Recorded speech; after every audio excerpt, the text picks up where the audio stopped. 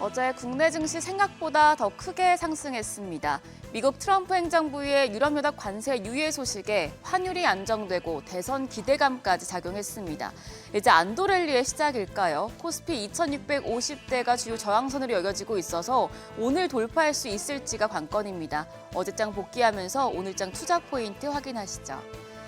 코스피가 2% 상승했습니다. 지난해 12월 이후에 가장 큰 상승폭입니다. 2640선까지 회복했고요. 코스닥도 1.3% 올랐습니다. 코스피 메이저 수급 주체의 쌍끌이 매수세가 지수 상승을 견인했습니다.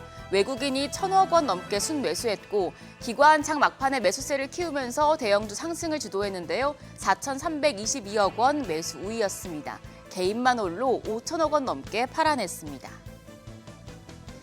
코스닥 시장도 흐름은 대동소이했습니다. 외국인이 840억 원 순매수, 기관도 863억 원 매수 우위를 기록했습니다. 여기서도 개인만 1,600억 원 넘게 순매도했습니다. 유가증권 시장 대형주들이 강했습니다. 삼성전자 우선주를 제외하며 나머지 시총 탑10 기업들 모두 상승했습니다. 반도체 투톱은 장 초반 부진한 모습 보이다가 반등했고요. 빅5 내에서는 KB금융이 시총 5위로 올라서면서 시장 지형이 변화하는 추세를 반영했습니다. 그리고 2차 전지와 조선 쪽이 강했는데 LG에너지솔루션 4% 가까이 상승했습니다. 트럼프 감세안에서 AMPC 보조금이 조기 폐지될 수 있다는 우려가 진정된 영향이었습니다.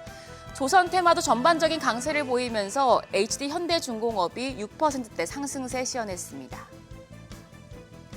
코스닥 시장에서도 2차 전지 대표주인 에코프로 영재 나란히 상승했고 알테오젠이 반등에 성공했습니다. 더불어서 펩트론이 3%대 오름세를 기록하면서 레인보우 로보틱스를 제치고 시총 5위에 올라섰습니다. 환율은 크게 내렸습니다. 정기장 마감 시간 달러 기준 11원 20전 하락하면서 1,364원 40전에 마감했습니다. 7개월 만에 최저치입니다. 이후 미국 금융시장이 휴장한 가운데 환율 야간 시간대에도 큰 변화 없이 횡보 움직임을 보였습니다. 역외 환율은 1,369원인데요. 환율 1,360원대에서 1,370원대에서 안정적인 추세를 보여주고 있습니다. 코스피 과매수가 해소된 상황에서 이런 환율 하향 안정이 외국인 수급 유입에 우호적인 환경을 만들어줄 수 있을지 주목됩니다. 오락가락한 트럼프의 행보에 국내 증시 영향을 받는 섹터도 매번 바뀌고 있죠. KB증권에서 어떤 섹터를 주도주로 봐야 할지 보고서를 내놨는데요. 우선 미국과 중국이 각자 공급망 관리 체인을 구축하려고 하고 있는 부분이 한국의 위기이자 기회라고 진단했습니다. 그러면서 원자재와 생산, 소비, 운송으로 나눠서 한국 기업들이 수혜를 받을 수 있는 분야를 제시했습니다. 우선 원자재 쪽에서는 미국과 중국이 공급망 자립을 본격화하고 있는 분야로 에너지, 광물 자원, 농산물, 반도체 정도인데요. 반도체의 경우에는 중국 정부의 투자가 계속되고 있어서 리스크 관점에서 대응해야 한다고 설명했습니다. 반대로 생산 단계에서는 AI 붐이 불면서 IT 분야 제조업, 건설 투자가 급증하고 있는데요. 전력 건설 투자 증가세가 계속 유지된다면 변압기와 전선, 더불어 원전까지 수혜를 볼 수 있다고 진단했습니다. 원전주 어제도 강했는데 공매도 수급 부담이 상대적으로 적다는 점도 매력적이라고 봤습니다. 그리고 소비시장 관점에서는 미국과 중국이 상호 의존하던 형태가 무너지고 있어서 두 가지 측면에 접근해 볼 수 있다고 밝혔습니다. 한국이나 미국에 생산 공장을 두고 미국 수출을 확대하는 쪽은 중장기 관점에서 기회가 되겠고요. 중국의 내수 부양 정책에 따른 중국향 수출 소비재들의 경우에는 수혜는 기대될 수 있으나 중국 경기 둔화라는 리스크를 고려해야 하기 때문에 중단기적인 관점으로 제한할 필요가 있겠다고 합니다. 이 두 개 교집합에 해당하는 섹터로 화장품과 엔터를 픽했습니다. 그리고 마지막으로 운송 단계에서는 역시 조선주를 긍정적으로 내다봤습니다. 미국은 조선업을 중국에 더 이상 의존할 수 없기 때문에 한국 등 동맹국의 도움을 요청해야 한다는 건데요. 변압기와 전선, 원전, 그리고 화장품, 엔터, 조선주까지 한국의 기회가 될 수 있는 테마들 다시 한번 체크해 두시죠.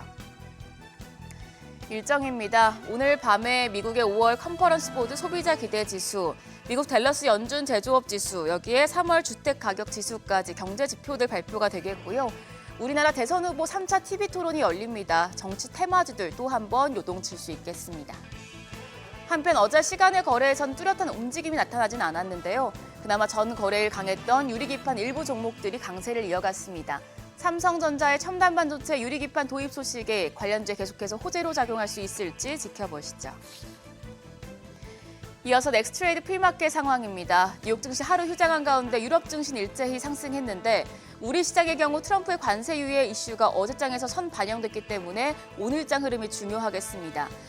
일단 보시면 프리마켓에선 유가증권 시장 빅5 종목 모두 내림세 조정을 받고 있습니다. 삼성전자가 0.37% 하락하며 54,500원, SK하이닉스가 0.49% 하락하며 20만 2천 원에 거래됩니다. 삼성바이오로직스가 0.48%, LG에너지솔루션도 0.72% 조정받고 있습니다. 거래가 27만 6천 원이고요. 어제 시총 5위로 올라온 KB금융도 0.49% 약세입니다. 거래가 10만 1,500원으로 집계됩니다.